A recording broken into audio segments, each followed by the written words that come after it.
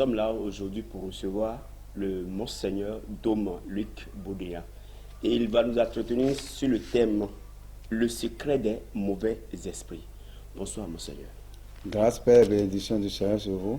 Merci. Le Dom Luc Baudéa, évêque de l'Église catholique apostolique brésilienne, exorciste traditionnaliste, conservateur de la foi et de la doctrine de l'Église. Merci.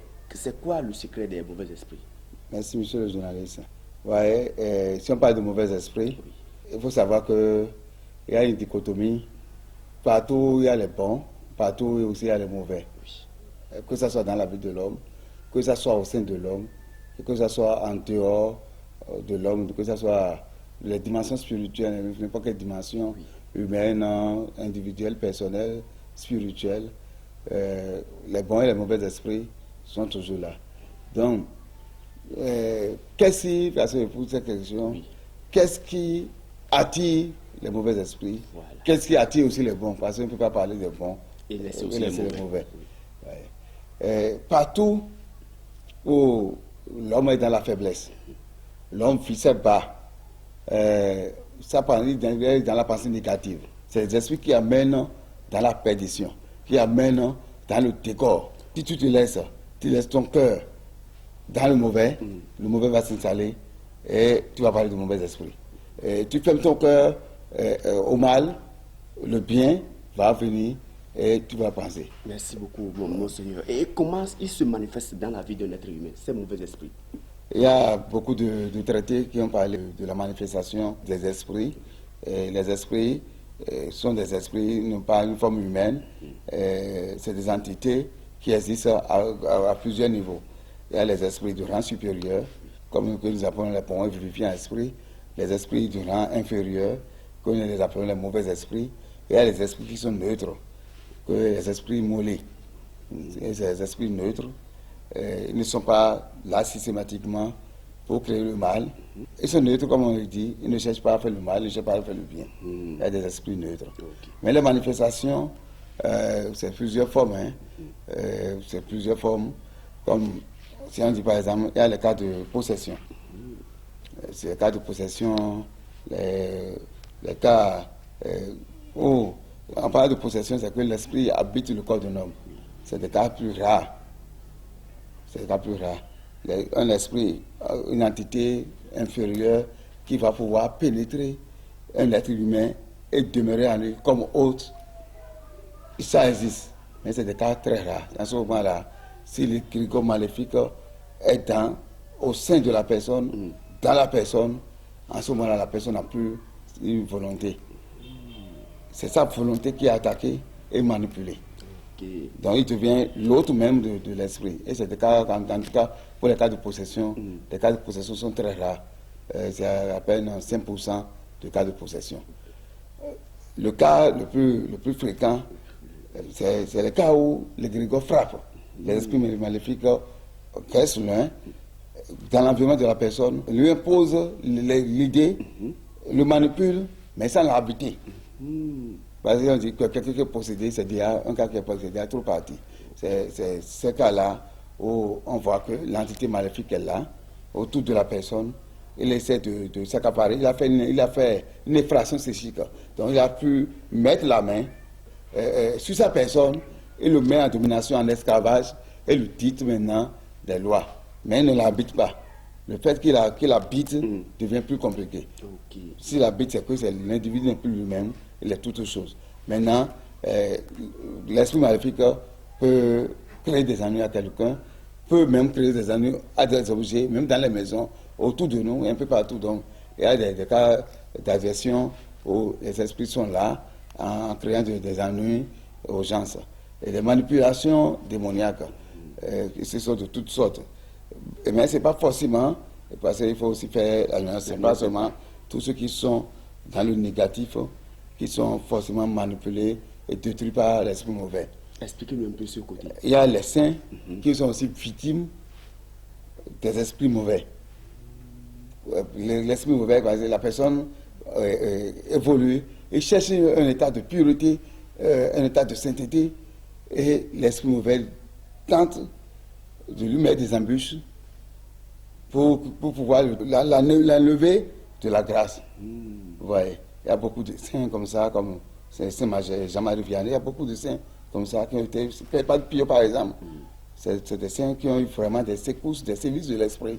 Le démon les persécute et correctement. Et en les persécutant, le démon leur montre qu'ils sont sur un chemin et ne veulent pas. Mais dans la Bible, le cas qui est Légion, le cas qui est plus papal, c'est le cas de Job. Oui. L'esprit maléfique s'est accaparé de lui. Mais avant de s'accaparer de lui, dire à Dieu, Seigneur Dieu, c'est parce que ta main est sur Job qu'il a la faveur et la grâce. Et il fait comme un homme de foi. Permets-moi, enlève ta main de lui, et puis je vais te montrer que celui-là, il n'est pas un fidèle serviteur. Et du coup, Dieu dit d'accord, lui, moi je compte sur Job, je sais que c'est un fidèle serviteur, fais ce que tu dis. Dieu enlève sa main.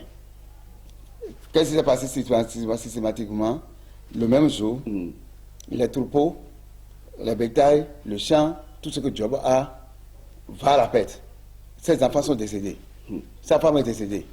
Ses brebis, tout ce qu'il a comme bien, tout est parti en fumée. Et du coup, il dit, parce qu'il est en train de le tenter, c'est le tentateur comme on le appelle.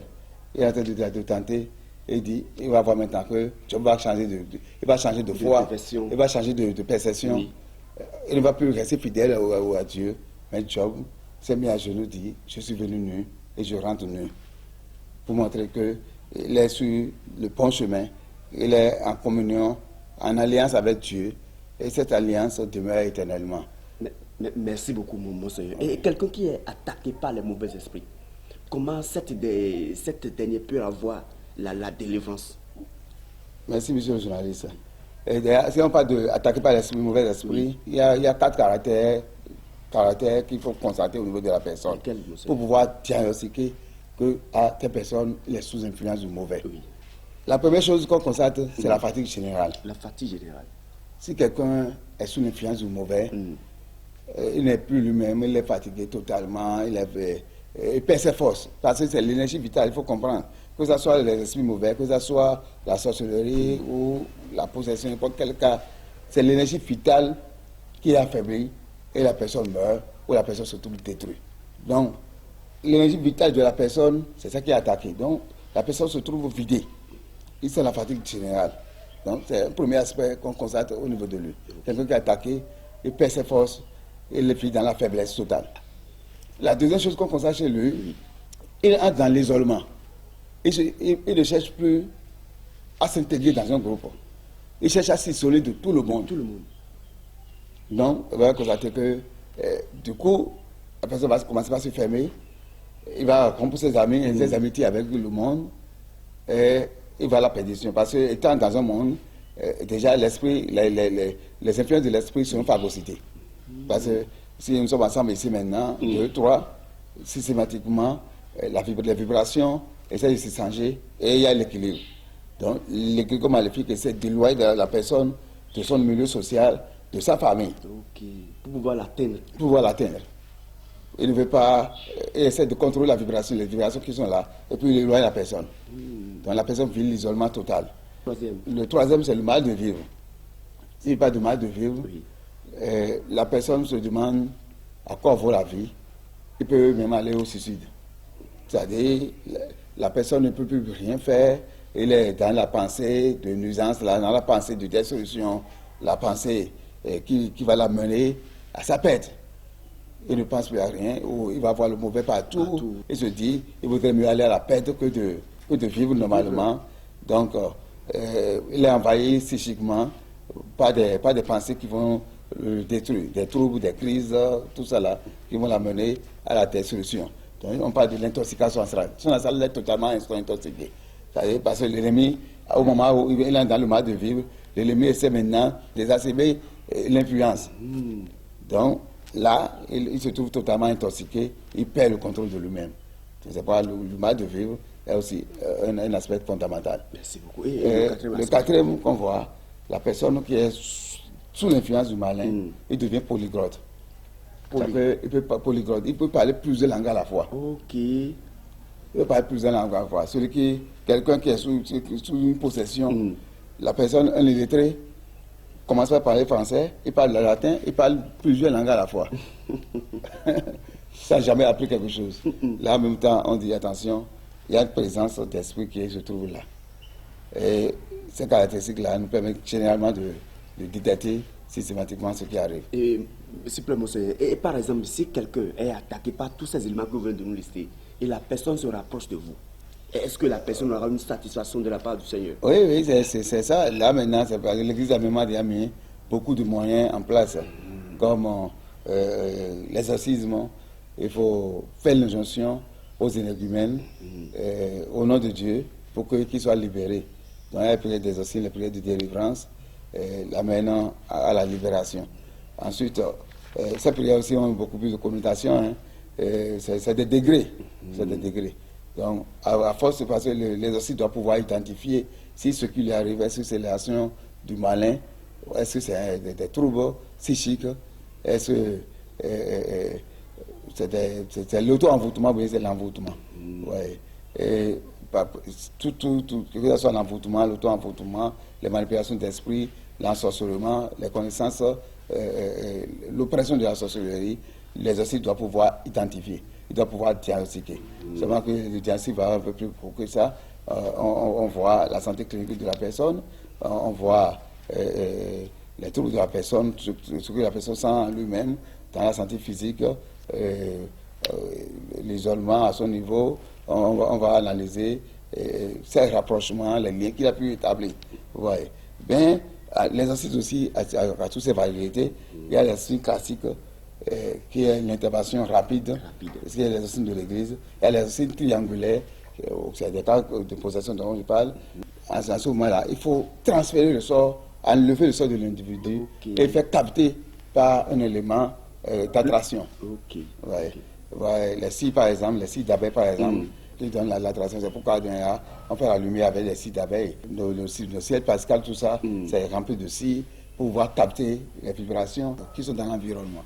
Ouais, donc, ces scies-là, on les utilise et le scie est là. On transfère le sort dans ces scies ou autres. Donc, il y a pas mal de trucs qu'il faut faire. C'est le cas des obstines triangulaires, ça. Il faut prendre le sort. Voyez, Jésus, il a possédé, il demande à l'esprit de pénétrer les ports et le posséder est libéré. Donc, que ce soit dans un animal, dans des éléments qui ont plus de vibrations, les sortes sont enfermés. L'exercice classique, c'est ce qui est fait habituellement et c'est fait au nom du Christ. Parce que ça, comme ça, se déroule normalement par l'expression de l'individu, l'évocation de tous les points vivifiants à l'esprit des saints. Donc, il y a la litanie des saints, l'invocation des entités chrétiennes, qui sont les saints, les points vivifiants à l'esprit, et ensuite, on dit la foi. Il y a maintenant les prières d'imprécation. Il y a les prières d'imprécation. Je t'assure, je te conjure. Ô toi, esprit impur, je t'ordonne. Donc, on fait ces imprécations au nom du Christ, au nom du Seigneur, pour que la personne soit libérée de l'entité du mal. Parce que c'est le Christ qui est l'exorcisme par excellence. C'est lui qui a donné ce pouvoir aux apôtres. Et le pouvoir continue. On continue d'utiliser ce pouvoir-là. Merci beaucoup, monseigneur. Et que faut-il faire maintenant pour ne pas être attaqué par ces esprits? Vos conseils aux téléspectateurs qui le suivent. Bien sûr, pour ne pas être attaqué par les mauvais esprits, comme j'avais dit, ce qui attire les mauvais esprits, c'est la pensée négative. Donc, il faut vivre dans la pensée positive. Quelqu'un qui vit dans la pensée positive, qui a une perception positive de lui-même, il ne peut pas parler de mauvais esprits. Et là, la vie de prière, la personne est attachée au Christ. Et il est dans la pensée positive, il n'a pas peur de lui, il n'a pas peur de quelque chose, il met Dieu au centre de sa vie, il marche, il prie, et il est plus humble parce que les orgueils, il faut savoir que la pensée négative t'amène aux orgueils, et la pensée positive t'amène à l'humilité. Donc, si tu es humble, et tu as une vie de prière intense, aucun esprit, même le mauvais esprit en te voyant va fuir, parce que tu ne lui laisses pas la place de t'attaquer, tu ne laisses pas la place de mettre la main sur toi. Parce que ce soit l'envoûtement, que ce soit la possession, c'est une effraction psychique. L'esprit essaie de pénétrer. Pour entrer chez toi, il faut passer par la porte. C'est à toi d'ouvrir la porte. Mais si tu as fait plusieurs portes, à n'importe quel niveau, il faut t'attendre que les gens vont pénétrer ces portes-là. Mais si tu fermes ta porte, si la personne prend par la fenêtre, c'est à toi de lui dire, ce n'est pas l'endroit, ressort. Ouais, donc, l'effraction psychique est là. Et il faut vivre la pensée positive. Et là, tu passes sous domination du mal. Merci beaucoup, Monseigneur. Chers téléspectateurs, nous voici à la fin de notre entretien avec le Monseigneur Dom Luc Baudéan, archivier aujourd'hui, parce que nous sommes déplacés vers lui pour voir comment le travail se fait avec lui. Par la grâce de Dieu, nous allons nous retrouver une autre fois. Merci et à tout à l'heure.